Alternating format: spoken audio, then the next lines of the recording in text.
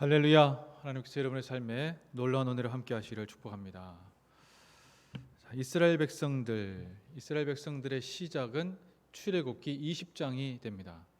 물론 출애굽기 1장부터 시작이라 할 수 있겠지만 왜 그들을 출애굽기 20장에서부터 시작되었냐고 하면 출애굽기 20장 2절에 나는 너희를 이집트 종되었던 땅에서 인도하여낸 너희 하나님 여호와니라 이렇게 말씀을 합니다.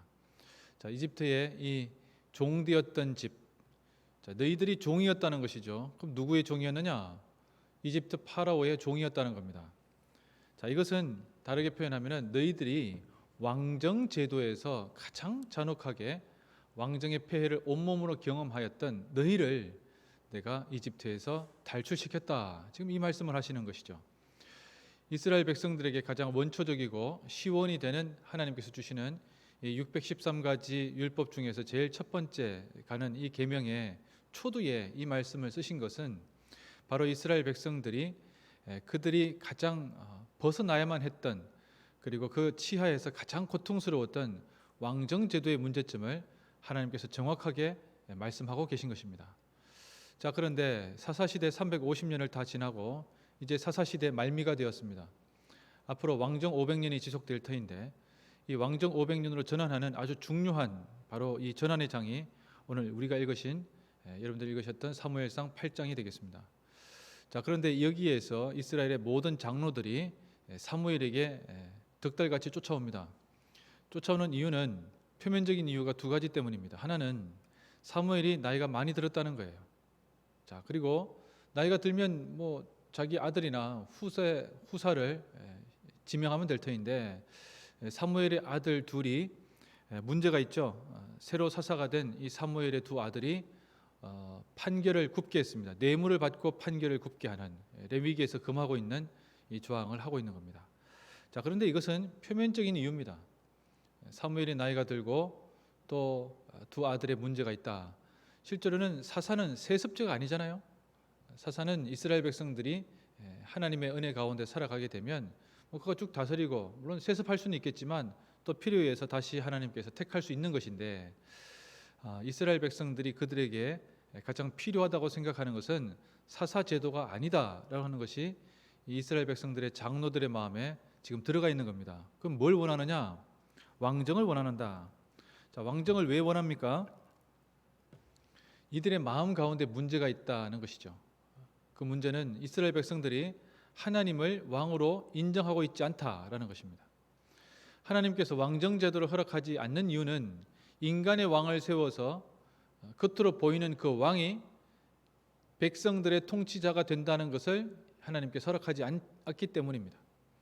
즉 이스라엘 백성들이 눈에 보이는 왕이 아닌 눈에 보이지 아니하는 하나님을 의지해야 되는데 그렇게 하지 못하고 있다. 그것이 가장 현실적인 문제라는 겁니다. 또 하나는 이스라엘 백성들이 하나님을 마음으로 믿고 의지하고 있지 않다. 즉 하나님을 왕으로 의지하고 있지 않다는 것과 아울러서 인간이 왕이 되어서 통치하고 있는 이방 나라들의 왕정 제도를 지금 부러워하고 있다라는 것입니다. 여기에 가장 큰 문제가 생긴다는 것이죠. 하나님께서는 사무엘에게 백성들한테 얘기해라. 뭘 얘기하라는 겁니까? 너희들의 이 왕정 제도를 요구한다는 것의 문제점, 그 문제점은 무엇인가 하면 왕정 제도를 하게 되면 어떻게 된다는 겁니까?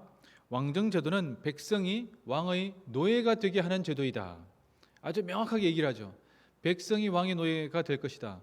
즉 너희들은 생각하기에 왕정 제도가 되면 이방 나라들처럼 전쟁을 나가면 상비군을 두어서 그 상비군을 가지고 전쟁을 수행하고 다른 나라 이민족의 침략을 막아낼 것이라고 생각하지. 그런데 중요한 것은 시간이 지나면, 아니 처음부터 왕은 자기 자신의 제도를 정착시키기 위해서, 아니 자기 자신의 안위를 위해서 너희 아들들을 데리고 전쟁의 장수로 삼아서 나가서 싸우게 할 것이다. 너희의 딸들은 다 데려와가지고 향료를 만들거나 요리를 만들거나 떡을 만드는 자들로 삼을 것이다. 왕이라고 하는 이 궁정의 시스템을 유지하기 위해서 너희의 아들들을, 너희의 딸들을 데려와서 고생시키고 희생시킬 것이다. 너희들 그것을 감내할 수 있느냐? 백성의 장로들이 그런 거 문제 없다 그러죠. 너희의 밭도 너희의 포도원도 다 좋은 것을 가져다가 자기 신하들한테 줄 것이다. 너희들한테 주는 게 아니다라는 거예요. 왕정이라고 하는 이 시스템을 유지하기 위해서, 그것을 위해서 백성이 존재하는 것이지 백성을 위해서 왕이 존재하느냐? 그렇지 않다는 겁니다.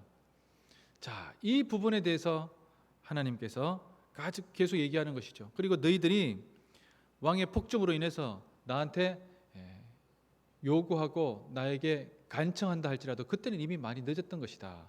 이렇게 하나님께서 아주 이 사무엘을 통해서 대단한 경고를 하고 계십니다. 그런데 이미 이스라엘 백성들은 마음이 하나님께로부터 돌아섰죠. 자, 이것이 사사 350년 동안의 결론이 됩니다. 자, 이 안타까운 모습을 우리가 오늘 바라보고 있습니다.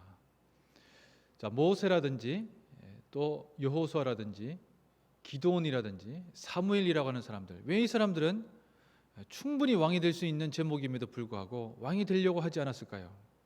자, 이 질문을 우리가 다시 한 번 더 던져보아야 됩니다. 왜 모세, 여호수아, 기드온, 사무엘은 왕이 되지 않으려고 했는가? 모세는 이집트에서 이스라엘 백성들을 인도하여낸 민족의 지도자입니다. 왜 그는 왕이 안 된 겁니까? 여호수아는 33번 전투를 통해서 늘 이겼던 상승 장군입니다. 전쟁의 영웅이 일국의 대통령이 되고 일국의 왕이 되는 것은 당연지사였어요. 근데 그는 그렇게 하지 않았습니다. 그런데 왜 그는 그렇게 하지 않았는가? 기드온은 300용사로 14만 5천 명의 미디안 군사를 물리쳐냈습니다. 왜 그는 왕이 되지 않으려고 했는가? 사무엘은 백성들의 전폭적인 지도를 받는 가장 강력한 사사였습니다. 그런데 그는 왜 왕이 되지 않으려고 했는가? 이유가 뭡니까?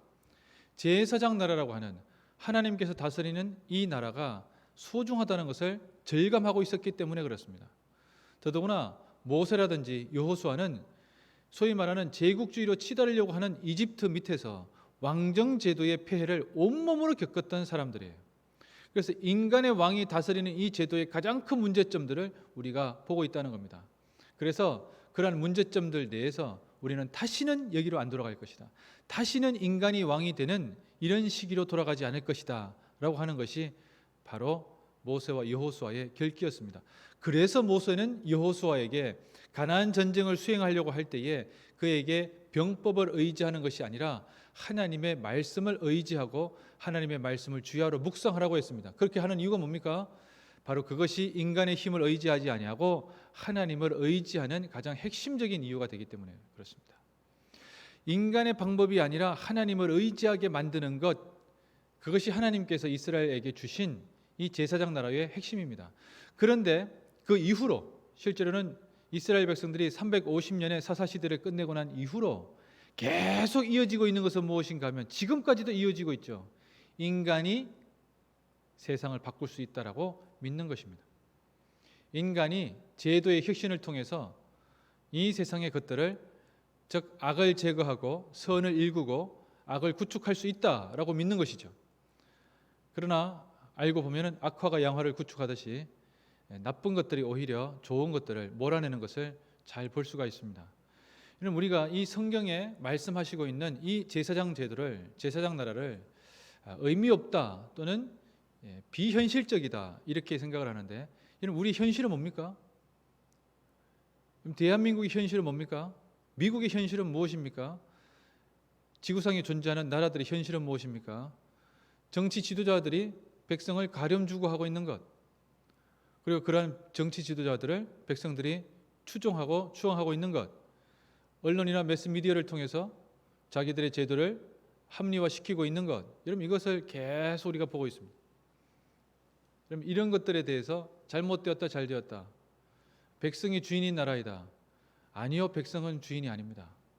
하나님이 주인이십니다. 그럼 이 기독교적인 가치를 우리가 깊게 바라보고 있는가? 백성이라고 일컫는 자들의 이 대중의 무시무시한 탐욕을 우리가 바라보고 있는가? 그럼 그것을 우리가 직시할 수 있는가라는 것입니다. 백성의 요구는 우리가 잘 먹고 잘 살게 해달라고 하는 것이지 우리가 하나님을 잘 믿게 해달라고 얘기한 적이 없습니다.